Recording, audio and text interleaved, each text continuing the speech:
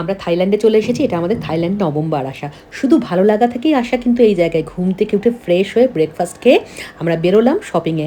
হ্যাঁ, ব্যাংকক মানেই তো শপিং, আর আমরা শপিং এরিয়াতেই থাকি প্রতিবার।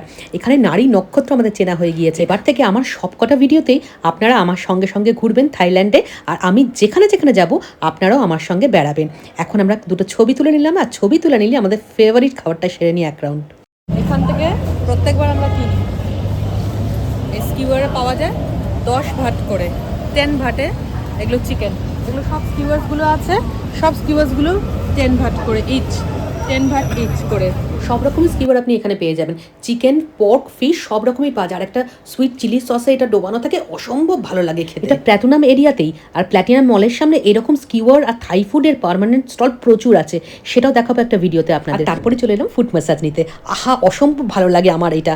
এখানে শত সহস্র ম্যাসাজ পার্লার রয়েছে। থাইল্যান্ডে যেখানেই আপনি যান না কেন, থাইল্যান্ডের সব জায়গাতেই ম্যাসাজ পার্লার পেয়ে যাবেন। আর থাইল্যান্ডে আসি আমরা মূলত শপিং, রিল্যাক্সেশন, ম্যাসাজ এই দুটোর জন্যই।